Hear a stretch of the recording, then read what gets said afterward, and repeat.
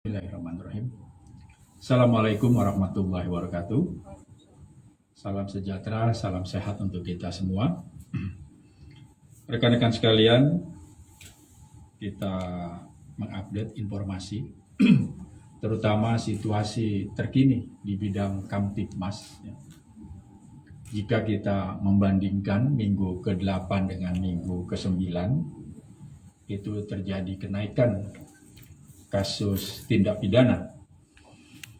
Pada minggu ke-8 itu terjadi 5.260 kejadian, sedangkan pada minggu ke-9 itu terjadi 5.294 kejadian. Artinya terjadi kenaikan 34 kejadian.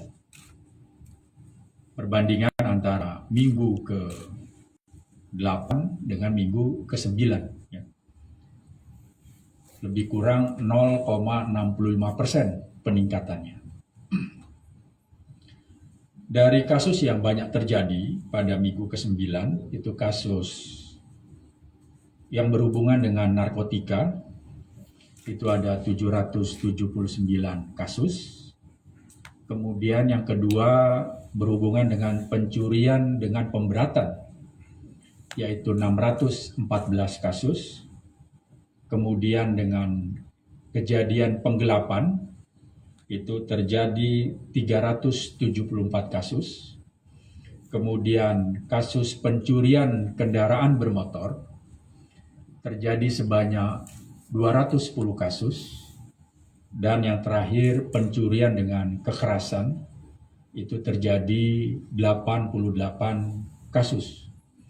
Oleh karena itu kami menghimbau kepada masyarakat agar senantiasa waspada sehingga tidak menjadi korban dari kejahatan, tetap mengantisipasi keamanan di lingkungan pekerjaan maupun lingkungan tempat tinggal. Kemudian kami informasikan juga untuk kasus kecelakaan lalu lintas yang terjadi mulai tanggal 1 sampai 7 Maret.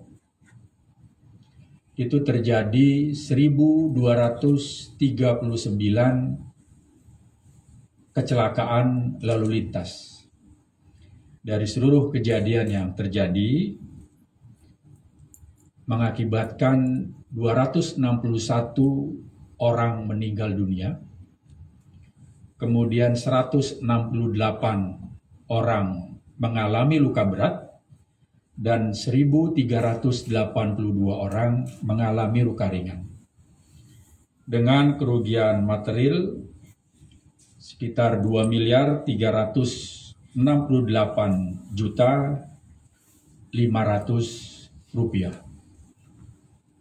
Tentunya untuk mengantisipasi daripada kasus kecelakaan ini, oleh karena itu ketika berkendara, para pengendara tentu telah siap. Pertama, siap pengendara sendiri ketika berkendara dalam kondisi sehat. Kemudian juga tentunya siap kendaraan, ya. Terutama alat pengereman dari kendaraan ini berfungsi dengan baik. Dan yang terakhir tentunya siap untuk patuh terhadap peraturan lalu lintas. Dengan siap ini mudah-mudahan masyarakat selama berkendara selamat sampai ke tujuan. Ini hal-hal yang menyangkut Kamtibmas dan juga situasi lalu lintas di tanah air yang dapat disampaikan. Mungkin ada yang mau ditanyakan? Silakan.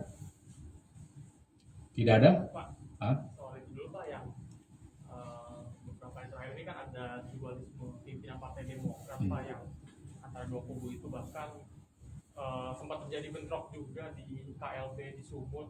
Nah ini ada antisipasi nggak sih Pak untuk keributan-keributan di beberapa wilayah lain antara pendukung dari kedua belah pihak ini? Tentunya masalah-masalah di Partai Demokrat itu masalah internal. Akan tetapi Polri memiliki tugas pokok pada pasal 13, salah satunya adalah memelihara keamanan dan ketertiban masyarakat. Oleh karena itu, Polri senantiasa memantau daripada permasalahan internal di Partai Demokrat. Tentunya apabila ini berdampak terhadap masalah situasi Kamtibmas, Polri telah siap untuk mengantisipasinya. Yang lain?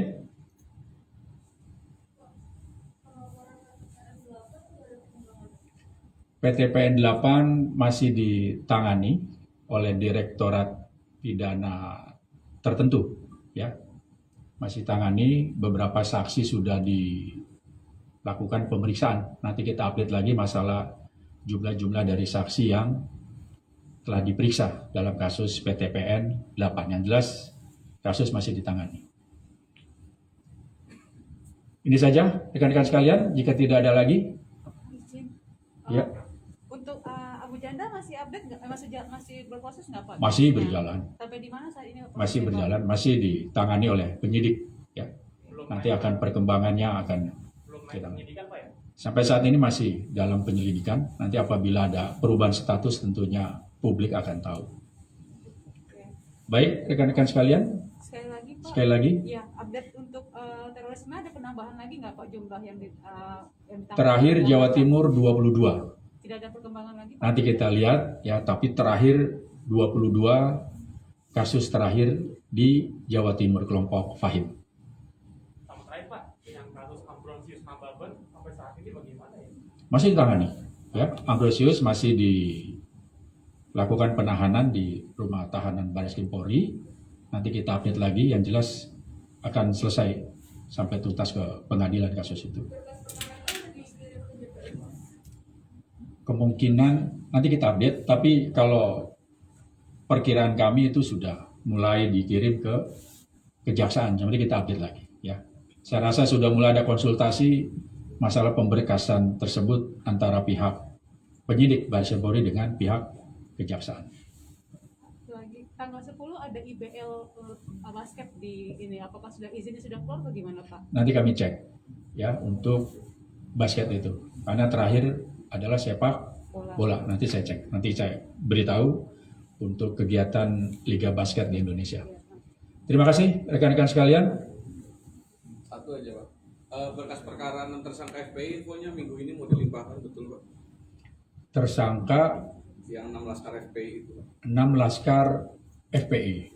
Yang jelas untuk 6 laskar FPI ini tersangka ada 2 LP di sana, ya. LP yang pertama itu LP 1340, itu penyerangan anggota FPI terhadap anggota kepolisian. Pemberkasan terus berjalan dan tentunya kita ketahui bersama 6 tersangka itu meninggal dunia.